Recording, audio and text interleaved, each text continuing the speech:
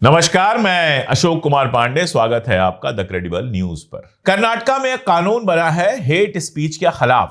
Hate speech तो आप समझते हैं ना। हेट स्पीच का मतलब कि ऐसी स्पीच, ऐसा भाषण जिसमें किसी धार्मिक समुदाय को, किसी जाति को, किसी को निशाना बनाया जाए, जो समाज के अंदर नफरत फैलाने के लिए हो, जो ऐसा हो जिससे समाज में पोलराइजेशन फैले।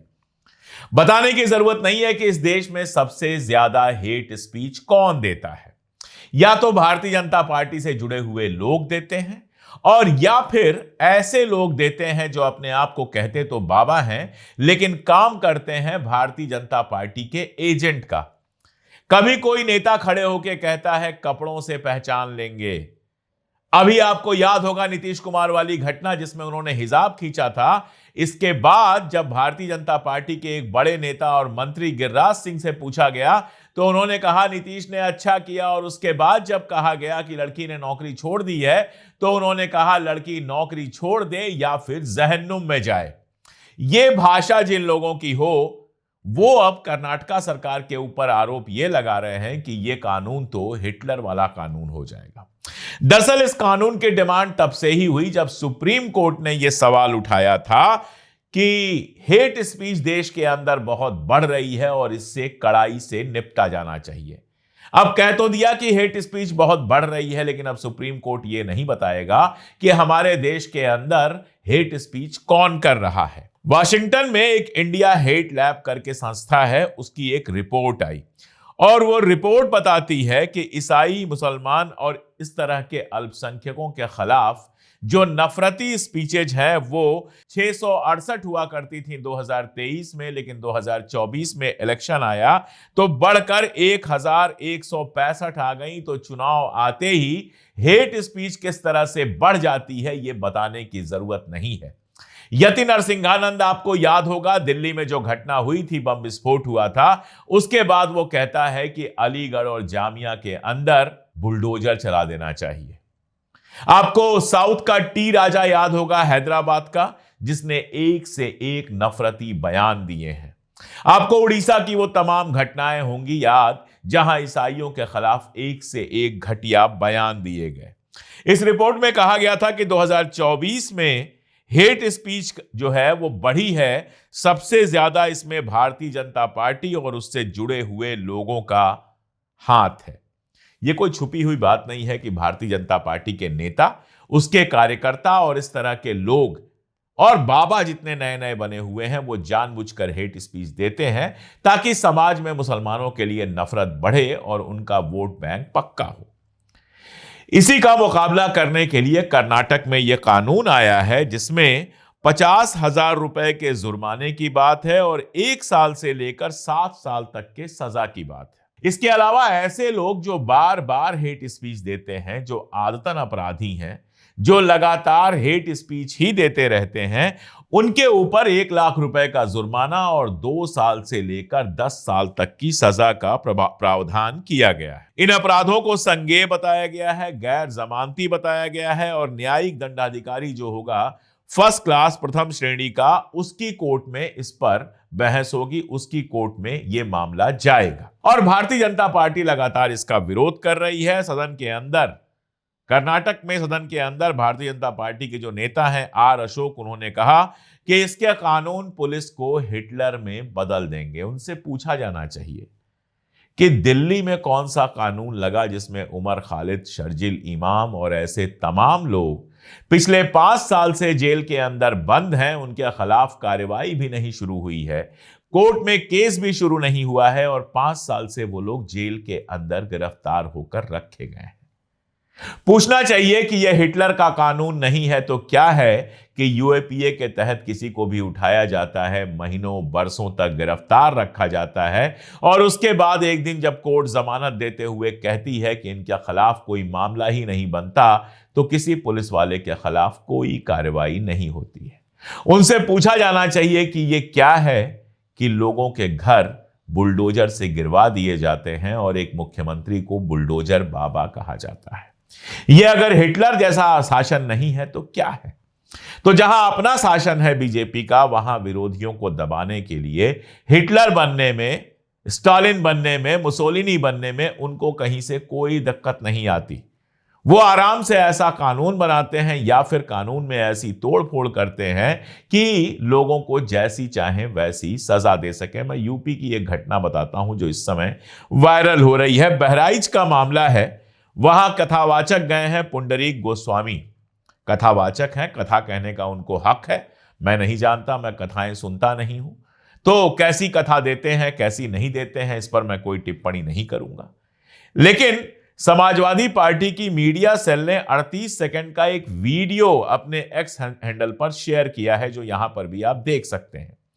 इस वीडियो में दिखाई यह दिया जा रहा है कि उनको पुलिस बिल्कुल गार्ड ऑफ ऑनर दे रही है, सलामी दे रही है, पुलिस की परेड हो रही है। अब यह बताइए कि कौन सा कानून है जिसके तहत एक बाबा को गार्ड ऑफ ऑनर दिया जा रहा है। बहराइच पुलिस ने संविधान के किस नियम के तहत, किस कानून के तहत एक बाबा को गार्ड ऑफ ऑनर दिया है, यह सवाल पूछा तो जाएगा। और यह सवाल तब और पूछा जाएगा जब एक मुस्लिम पुलिस अधिकारी को एक कार्यक्रम में इस्लाम की शिक्षाओं पर भाषण देने के लिए लाइन हाजिर कर दिया गया। जी, सिर्फ उन्होंने एक कार्यक्रम में कोई पॉलिटिकल बात नहीं की, इस्लाम की शिक्षाओं की बात की और उनको लाइन हाजिर कर दिया गया।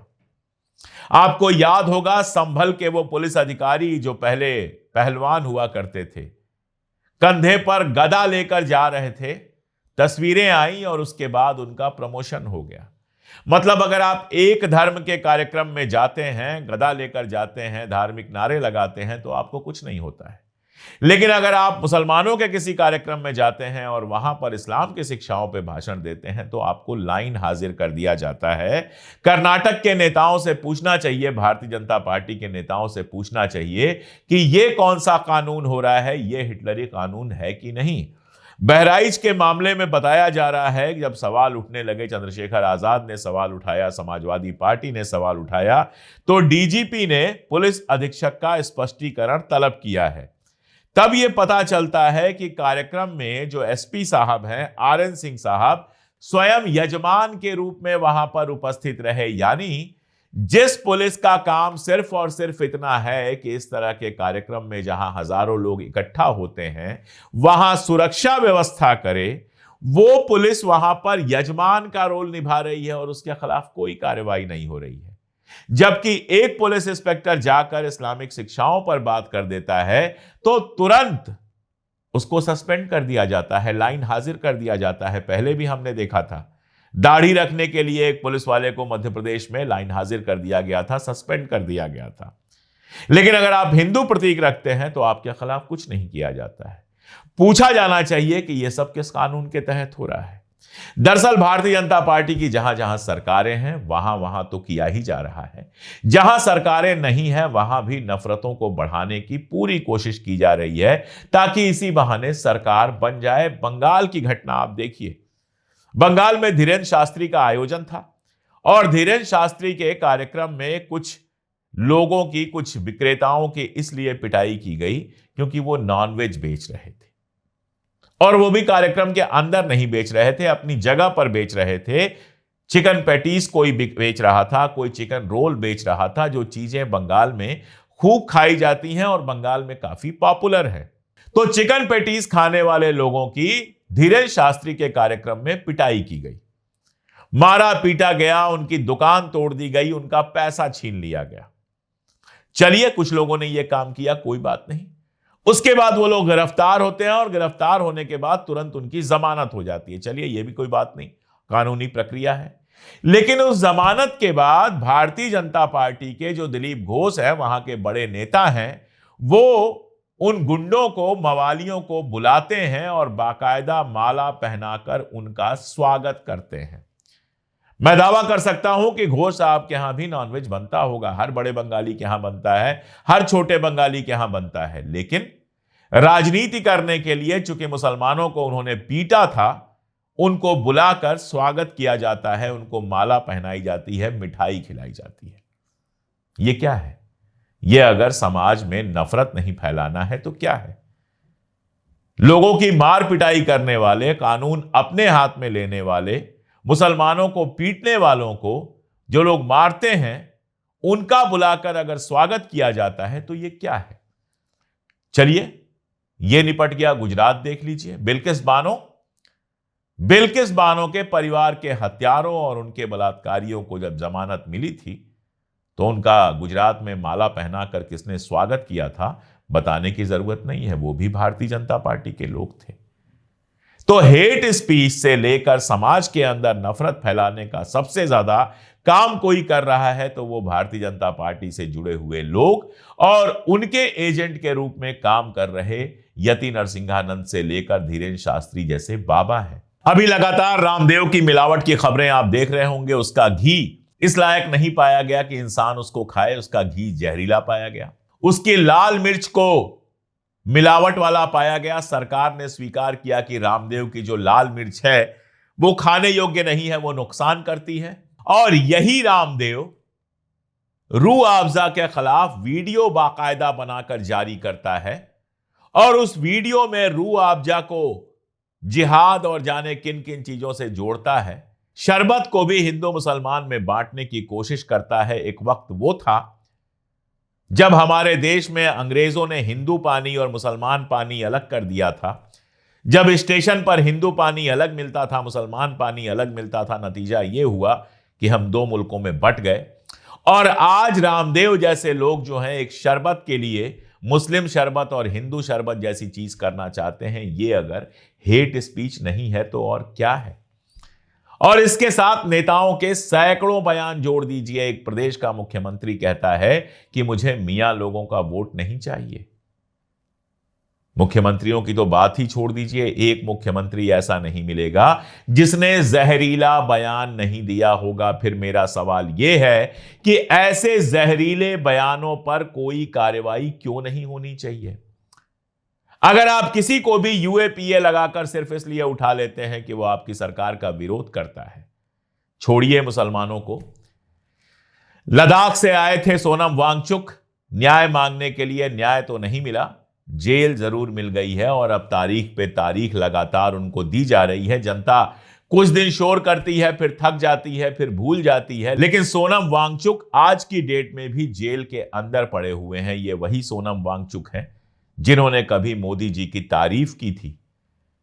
जब बटा था जम्मू और कश्मीर, जब लद्दाख को जम्मू और कश्मीर से अलग कर दिया गया था तो सोनम वांगचुक खुश नजर आए थे, उसका स्वागत करते हुए नजर आए थे। लेकिन अपनी ही बातें जब उन्होंने दोहराई, वही वादे दोहराए जो बीजेपी ने उनके साथ किए थे, उन्हीं वादों को पूरा करने की मांग की तो अंततः क्या हुआ? वो जेल के अंदर पहुंच गए और अब कब छूटेंगे कोई नहीं जानता।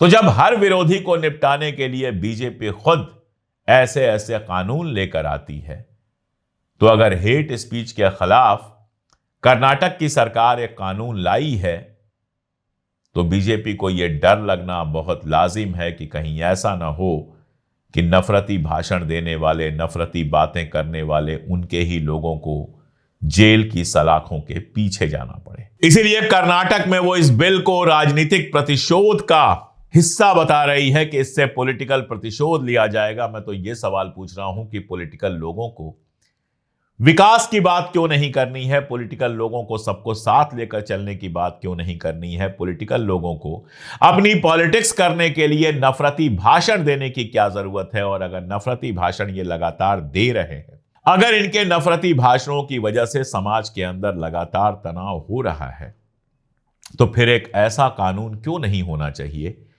जो नफरती लोगों को जेल भेजे, जो नफरती लोगों के ऊपर जुर्माना लगाए, जो नफरती लोगों के चुनाव लड़ने पर रोक लगाए।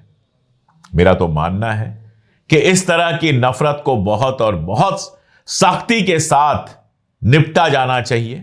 समाज के अंदर बंटवारा पैदा करने, हिंदू मुसलमान सिख ईसाई को बांटने और गाली गलौज करने वाले लगातार, चाहे सोशल मीडिया हो चाहे बाकी जगह हो, यहां पर लगातार गाली गलौज करने वाले, अल्पसंख्यकों को अपमानित करने वाले, सरकार के विरोधियों का डीह्यूमनाइजेशन करने वाले जो वीडियोस और लगातार बातें होती रहती हैं, उनके खिलाफ कार्रवाई होनी चाहिए ताकि लोगों को यह सबक मिले कि नफरत फैलाना कोई ऐसी चीज नहीं है जिसके खिलाफ कोई कार्रवाई नहीं होगी। लोगों को यह सबक मिले कि अगर नफरत फैलाएंगे तो जेल भी हो सकती है।